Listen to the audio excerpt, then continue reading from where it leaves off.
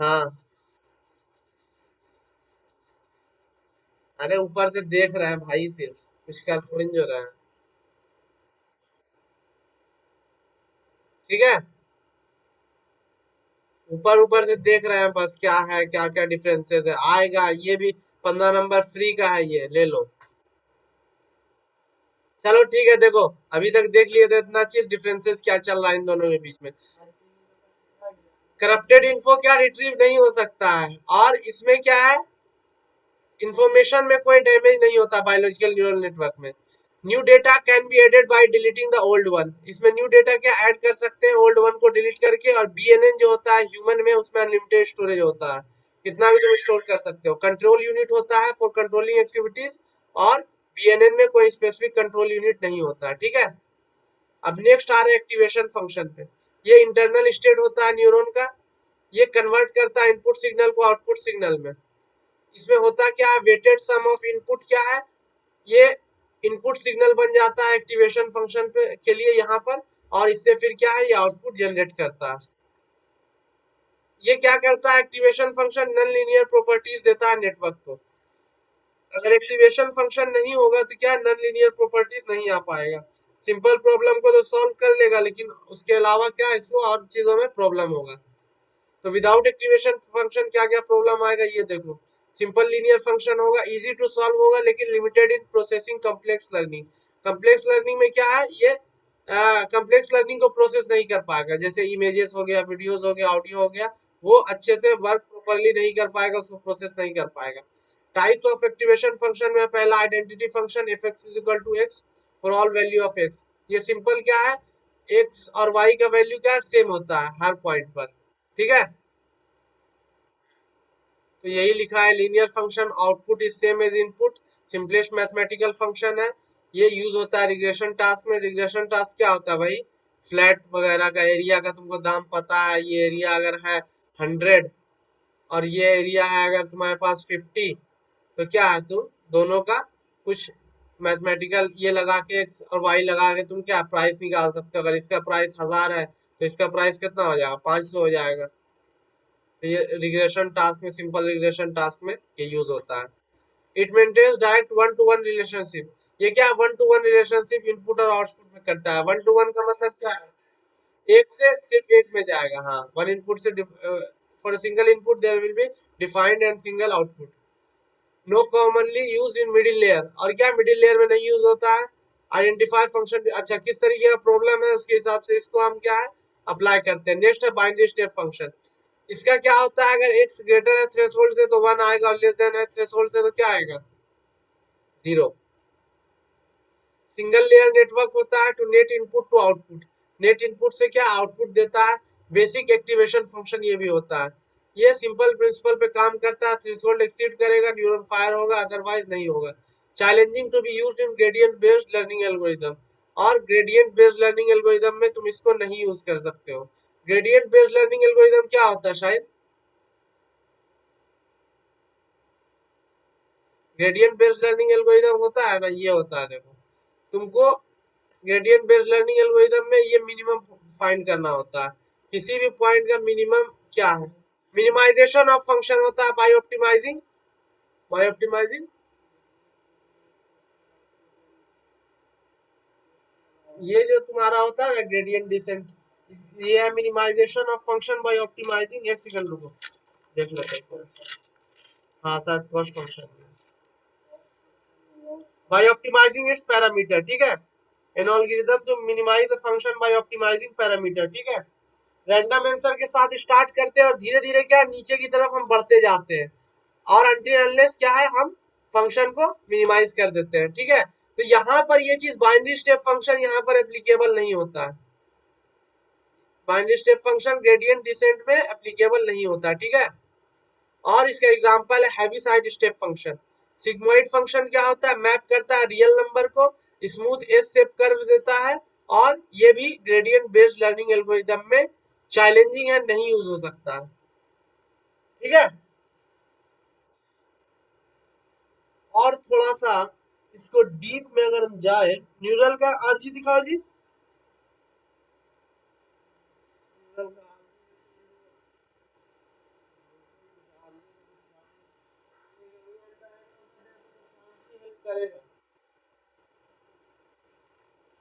Gradient based का तो question है किया होगा एग्जाम में। हाँ, कॉस्ट फंक्शन को कम करता है। इसमें डेरिवेशन दे दिया यार, डिराइव वाला क्वेश्चन आ गया यार, डिराइव ग्रेडियंट एल्गोरिदम। और इसके अलावा यूनिट 3 में इसके अलावा और क्वेश्चन क्या दे रहा है, लर्निंग दे रहा है। अगर लर्निंग आ गया ठीक है, नहीं तो दिक्कत होगा थोड़ा सा। इसमें क्या कहा है ना तुम्हारा कि पहले इनिशियलाइज करते हो पैरामीटर को, उसके बाद क्या फॉरवर्ड पास करते हो इसमें, और लॉस कैलकुलेशन करते हो, फिर बैक प्रोपगेशन करते हो, फिर ग्रेडियंट को अपडेट करते हो। और इसी तरीके से क्या, नहीं हल्का से ओवरव्यू दे रहे थे क्यों ग्रेडियंट बेस्ड एल्गोरिथम में ये काम नहीं कर पा रहा सिग्मॉइड फंक्शन। अब ये इसका ग्राफ हो गया। फंक्शन इसका होता है 1/1 + e⁻⁻x, और यही तुम्हारा यूज होता है 1/1 + e⁻⁻x यूज होता है बैक प्रोपगेशन में, ठीक है। यही यूज होता है बैक प्रोपगेशन मेथड में। हाँ, सिग्मॉइड फंक्शन है। ये डिफरेंशिएबल होता है ऑल पॉइंट पे, जो भी स्मूथ कर्व होगा वो क्या है, हर पॉइंट पे डिफरेंशिएबल होगा, ठीक है। Rarely use due to gradient vanishing problem. अब ग्रेडियंट वैनिशिंग प्रॉब्लम की वजह से क्या है, ये बहुत कम यूज हो पाता है। ग्रेडियंट वैनिशिंग प्रॉब्लम क्या होता है ना, जब तुम्हारा एक, अगर तुम्हारा ये है ना, तुम्हारा मतलब समझ लो मैपिंग है और ये ग्राफ है, जैसे जैसे तुम्हारा ग्रेडियंट इंक्रीज करेगा यानी स्लोप इंक्रीज करेगा, तो तुम्हारा क्या इफेक्टिव उसका कम हो जाएगा, उस तरीके से तुम्हारा फंक्शन काम नहीं कर पाएगा। तो यही ग्रेडियंट वैनिशिंग प्रॉब्लम है। सिग्माइड यहाँ पर फेल हो जाता है। ये मेनली बाइनरी क्लासिफिकेशन और प्रोबेबिलिटी ऑब्टेन करने में हेल्प किया जाता है, मतलब यूज किया जाता है। हाइपरबोलिक टेंजेंट फंक्शन क्या होता है, इसका होता है 1 अपॉन, इसका फंक्शन जो होता है 1 अपॉन ये 1 - e⁻²x अपॉन 1 + e⁻²x, ये होता है, ठीक है। इसका ये यहाँ पर है लिखा हुआ। और ये कहाँ से कहाँ करता है, वो कर रहा था 0 से 1, और ये -1 to 1 करता है, ठीक है। ये ग्राफ देख लो, ये भी एस शेप कर्व होता है, यानी ऑल पॉइंट में डिफरेंशिएबल होगा। ये ओरिजिन के ना, ये देखो ये होता है सिमेट्रिक एट ओरिजिन। यहाँ पर अगर ये रखोगे ना मिरर, तो ये क्या हो जाएगा, सिमेट्रिक होगा, एक साइड का अपने आप ऑटोमेटिकली इमेज आ जाएगा। ऑप्टिमाइजेशन इसमें इजी होता है किसमें, tan h में, हाइपरबोलिक टेंजेंट फंक्शन में। Unlike sigmoid introduce vanishing gradient problem for large input. Gradient vanishing problem जो आ रहा था, उसको लार्ज इनपुट के लिए थोड़ा सा कम भी कर देता है। कौन सा, तुम्हारा tan h प्रॉब्लम। लेकिन वेरी डीप नेटवर्क में ये भी उतना इफेक्टिव नहीं होता है, इसको भी ग्रेडियंट वैनिशिंग इश्यूज आ जाता है वेरी डीप नेटवर्क में। लेकिन अगर ज्यादा डीप नेटवर्क नहीं है तो ये काम कर सकता है, ठीक है। अब रैंप फंक्शन पे आते हैं। रैंप फंक्शन है ना तुम्हारा कि अगर जीरो या जीरो से कम है तो जीरो रहेगा, और जीरो से ज्यादा है तो क्या है, जो भी वैल्यू है एक्स है तो वो एक्स हो जाएगा, ठीक है। ये चीज इसका है, एक्स आ जाएगा, एक्स ग्रेटर देन जीरो और इक्वल टू जीरो है तो, और एक्स लेस देन जीरो रहेगा जीरो के लिए। लीनियर फंक्शन है, पॉजिटिव स्लोप होता है फॉर पॉजिटिव इनपुट और जीरो होता है फॉर निगेटिव इनपुट। हाँ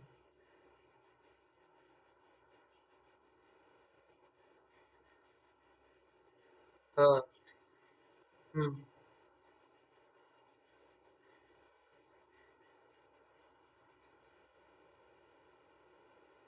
एक सेकेंड रुको, सर्च करते हैं, देख लेते हैं।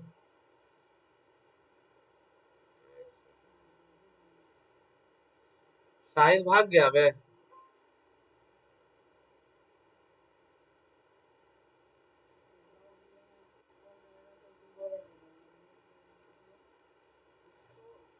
कहाँ से भाग रहा है? 3 पॉइंट दिख रहा है, रुको देखते हैं। यही में 3 पॉइंट है ये नहीं। आया था परसेप्ट्रॉन पढ़ने के लिए, पढ़ाएंगे परसेप्ट्रॉन भी पढ़ाएंगे, टेंशन मत लो, इंशाल्लाह हो जाएगा। न्यूरल में दिक्कत वाली बात नहीं है, दिक्कत थोड़ा सा हो।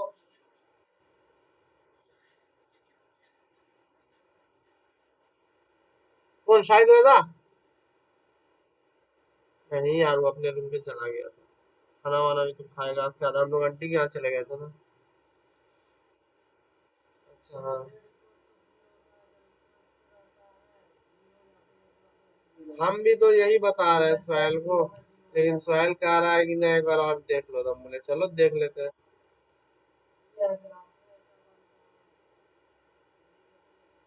हम भी तो वही ग्राफिक्स को बता रहे हैं। देखा? सर्च करो तुम भी एक बार गूगल पे अपने लैपटॉप या मोबाइल से। रैम फंक्शन वैसे ही होगा, ठीक है। ये देखो यहाँ भी दिखा रहा है, ऐसे ही होगा सोहेल, समझा? कोई और फंक्शन होगा। कर लो, कोई दिक्कत वाली बात नहीं, रैम है इसलिए। रैम का मतलब है रैम करना, स्लोप बनाना। एक्स ग्रेटर देन जीरो या इक्वल टू जीरो के लिए एक्स होगा, अदरवाइज क्या जीरो होगा। ये फास्टर कन्वर्जेंस करता है सम केसेस में। ये क्या इस साइड ज्यादा कन्वर्ज कर जाता है। देखो दिक्कत क्या हो रहा है यहाँ पर, ये तुम्हारा 0 से 1 किसका है? ये है तुम्हारा सिग्मोइड का, और ये है तुम्हारा हाइपरबोलिक टेंजेंट का। अच्छा, टेंजेंट का हाइपरबोलिक का इस तरीके से बना लेते हैं। हाइपरबोलिक टेंजेंट का शायद अगर हम गलत नहीं है तो इस तरीके से है, ठीक है। कुछ ऐसा ही सिमिलर है हाइपरबोलिक टेंजेंट का, ये है सिग्मोइड का। यहाँ देख रहे हो कुछ केसेस में ना, जीरो से थोड़ा सा आगे बढ़ोगे ज्यादा ये कन्वर्ज कर रहा है इस साइड। इस साइड क्या ज्यादा कन्वर्ज करता हुआ तुमको दिखेगा इस साइड। और ये क्या है, कुछ केसेस में क्या है ये करेगा, और कुछ केसेस में क्या है ये सब कन्वर्ज कर जाएगा, ठीक है। तो ये चीज है, इसीलिए रैम फंक्शन यूज होता है, थोड़ा सा कन्वर्जेंस देता है। और रेक्टिफाइड लीनियर यूनिट की तरह, रेलू की तरह ये काम करता है रैम फंक्शन, ठीक है। सिग्नम फंक्शन बहुत इजी है। सिग्नम का मतलब होता है साइन, किसी चीज का साइन, मतलब किसी चीज का चिन्ह लैटिन में। इसमें सिंपल है, वन अगर है, ग्रेटर देन जीरो है, क्या आएगा? वन आएगा। लेस देन जीरो है तो -1 आएगा, और जीरो के लिए जीरो रह जाएगा। ये ग्राफ है, ठीक है। कोई प्रॉब्लम? सिग्नम फंक्शन इजी है। ग्रेटर देन जीरो के लिए ग्रेटर देन जीरो के लिए वन हमेशा रहेगा, लेस देन जीरो के लिए -1, और जीरो के लिए जीरो। ये क्या हो जाता है, डिसकंटिन्यू हो जाता है, यानी हर पॉइंट पे डिफरेंशिएबल नहीं है। एक्टिवेशन फंक्शन की तरह यूज करते हैं कंटेक्स्ट ऑफ न्यूरल नेटवर्क में। रेयरली यूज होता है मॉडर्न नेटवर्क में ड्यू टू डिसकंटिन्यूएशन, डिसकंटिन्यू की वजह से कम यूज होता है। Simple classification problem with binary input के लिए क्या है, ये सूटेबल है, ठीक है। Suitable for simple classification problem with binary input, simple classification problem में यूज कर सकते हो जहां बाइनरी इनपुट रहता है, ठीक है। ये चीज हो गया। लीनियर फंक्शन, हाँ बाइनरी आउटपुट है। लीनियर फंक्शन सिंपल, हाँ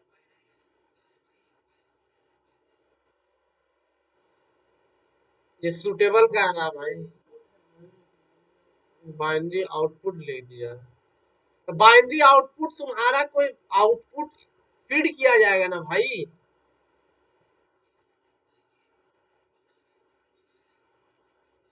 सुनो ना, कोई ये ये क्या कह रहा तुमने समझ रहे हो, इस फंक्शन के अंदर फीड करोगे तुम बाइनरी आउटपुट। ये तो नहीं कह रहा रिजल्ट ही देगा बाइनरी आउटपुट। इसके अंदर ये सूटेबल है, यानी अच्छे से काम करेगा, बाइनरी आउटपुट फीड करते हो इसमें तो। ये चीज कह रहा है, ठीक है।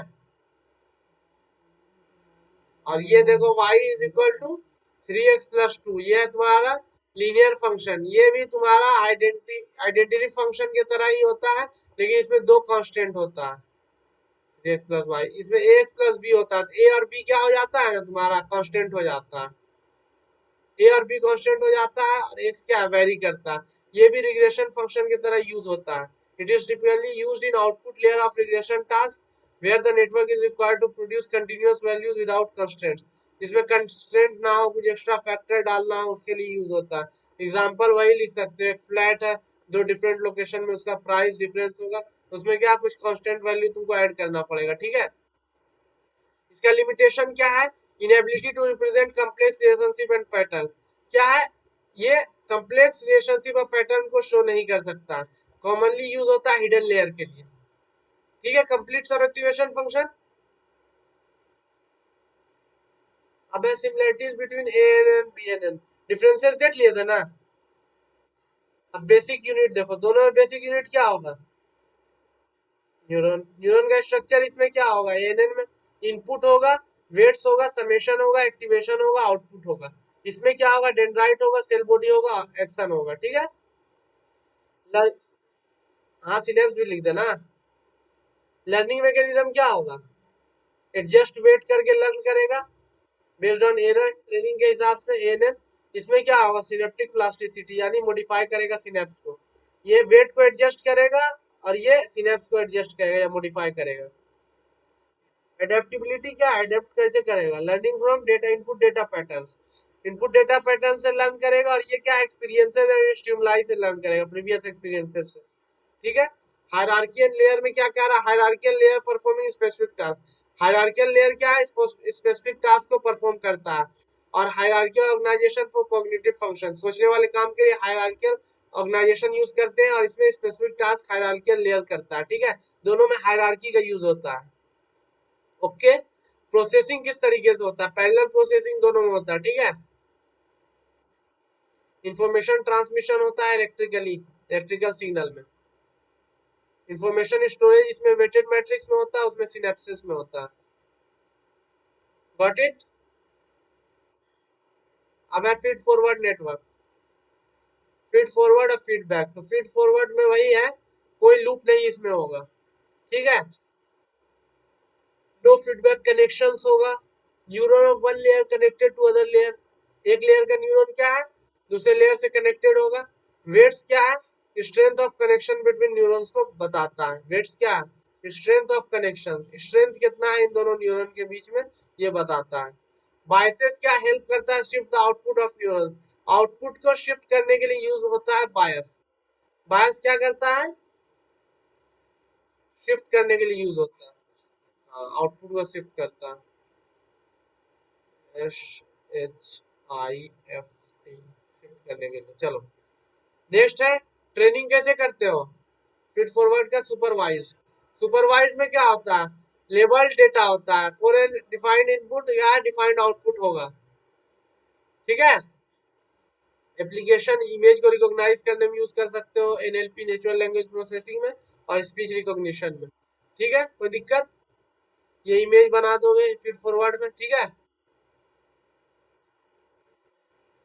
फीडबैक में क्या होता है ना, सब कुछ सही रहता है, बस इसमें क्या फीडबैक भी देता है। सेम फीड फॉरवर्ड रहता है लेकिन इसमें लूप चलता है। Allow loop and feedback. It can go forward as well as backward. It can go in both directions. Very complex to implement. बहुत से कॉम्प्लेक्स प्रॉब्लम को सॉल्व तो करता है लेकिन ये क्या होता है? Complex to implement. ठीक है, कॉम्प्लेक्स टू इम्प्लीमेंट होता है। और इनपुट पे नहीं जाएगा, इनपुट तो दे ही रहे हो तुम, इनपुट पे हिडन पे जाएगा। देखो मेरा ये कहना है कि जैसे, अरे माउस, हम कह रहे हैं तुम यहाँ दे के क्या करोगे? तुम्हारा तो पहला यही जा रहा है। यहाँ तो हिडन लेयर में तुम्हें जाएगा डायरेक्ट फीडबैक, इनपुट पे नहीं जाएगा कभी। इनपुट में जाने से कोई फायदे नहीं, क्योंकि एट द एंड तो उसको हिडन लेयर से स्टार्ट करना है। जो भी प्रोसेसिंग होता है हिडन लेयर में होता है ना। हिडन लेयर में फीडबैक जाना चाहिए, ये चीज है। ठीक है।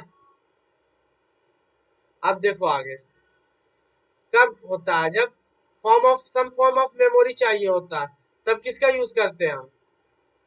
फीड बैक का। अलाउ करता है signal to transmit in both direction, input से आउटपुट भी, आउटपुट से इनपुट भी। एग्जांपल क्या है? आरएनएन है, रिकरेंट न्यूरल नेटवर्क। ठीक है, रिकरेंट न्यूरल नेटवर्क है इसका एग्जांपल।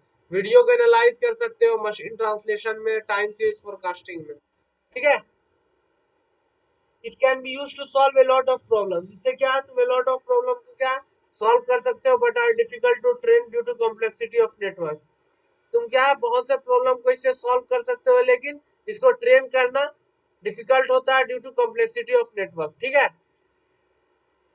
अब फीड फॉरवर्ड एंड फीडबैक में क्या डिफरेंस है? सबसे पहला देखो, इंफॉर्मेशन फ्लो इसका यूनिडायरेक्शनल होगा। फीड फॉरवर्ड में फ्रॉम इनपुट टू आउटपुट जाएगा, इसमें दोनों तरफ जा सकता है, बाई डायरेक्शनल होता है। नेटवर्क स्ट्रक्चर क्या होता है? नो साइकिल और लूप। इसमें साइकिल और लूप अलाउइंग फीडबैक कनेक्शन होता है। हिडन स्टेट नहीं होता है। और इसमें क्या हिडन स्टेट पास्ट इनपुट को क्या करता है? कैप्चर करता है। ठीक है। ये वाले में ना हिडन स्टेट अगर डाले ना, लेकिन कैप्चर नहीं करता। हाँ, पास्ट इनपुट को कैप्चर नहीं करता। ठीक है। प्रोसेसिंग लेयर बाय लेयर इसमें होता है, इसमें सिक्वेंशियली होता है। ठीक है, ये चीज याद करना पड़ेगा, लेयर बाय लेयर और sequentially with memory. Use case है क्लासिफिकेशन रिग्रेशन। अभी फीड फॉरवर्ड में क्या इमेज रिकॉग्निशन पे देखे थे, वो कर रहा था, एनएलपी कर रहा था। अच्छा, इमेज रिकॉग्निशन था और स्पीच रिकॉग्निशन, दो रिकॉग्निशन डाल देना, इसमें एनएलपी और स्पीच डाल देना, नेचुरल लैंग्वेज प्रोसेसिंग, स्पीच और वीडियो एनालिसिस वगैरह। ठीक है, complex task. Temporal dependency does not explicitly capture temporal dependency, यानी टाइम वाइम का ये डिपेंडेंसी उतना कैप्चर नहीं करता है, लेकिन ये करता है, ये क्लियरली करता है, कैप्चर करता है टाइम का डिपेंडेंसी, कौन किसके बाद आ रहा है, क्योंकि ये सीक्वेंस में चल रहा है, ये सीक्वेंस में नहीं चल रहा। फंडामेंटल टाइप ऑफ क्या है, fundamental type of neural network दो, सिंगल लेयर है, मल्टी लेयर है, जिसको डीप न्यूरल नेटवर्क भी कहते हैं। सिंगल लेयर क्या होता है, single input layer neuron with single output layer neuron होगा। ठीक है, मल्टीपल में क्या होगा, इनपुट होगा, आउटपुट होगा और more than one hidden layer होगा। ठीक है, लीनियर मॉडल क्या होता है, मॉडल क्या है, ये क्या होता है, लीनियर मॉडल होता है, और ये क्या है, ये जो होता है ये नॉन लीनियर होता है। सिंगल लेयर क्या है, लीनियर मॉडल, लीनियर तुमको लीनियर चीजें सॉल्व कर सकते हो, नॉन लीनियर नहीं। रेलू, सिग्मॉइड, 10H सब क्या है, मल्टी लेयर में आता है। ट्रेनिंग इन्वॉल्व करता है सिंपल लर्निंग एल्गोरिदम और to adjust weight and biases. ठीक है, इस सिंपल लर्निंग एल्गोरिदम से तुम कर सकते हो एडजस्ट वेट एंड बायसेस। 11-19 हो गया, विंग कर लिया बराबर। और ये क्या करता है, इन्वॉल्व करता है back propagation and optimisation algorithm capable of learning hierarchical representation. ये क्या है, हायरार्कियल रिप्रेजेंटेशन को क्या है, अंडरस्टैंड कर सकता है। तो इसमें सिंपल लर्निंग एल्गोरिदम यूज करते हैं, और डीप वाले में क्या यूज करते हैं, बैक प्रोपगेशन यूज करते हैं। ठीक है,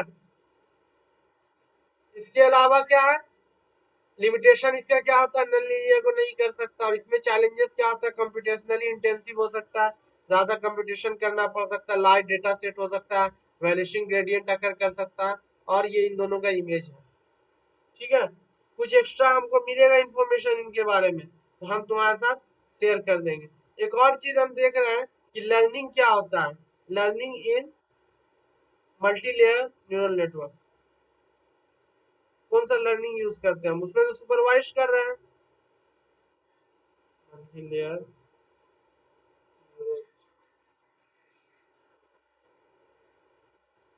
फीड फॉरवर्ड, हाँ हाँ है multi layer.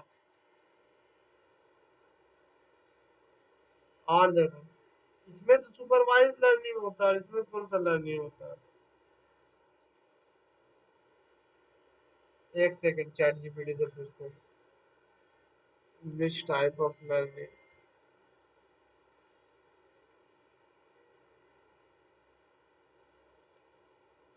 Which learning is used multi network.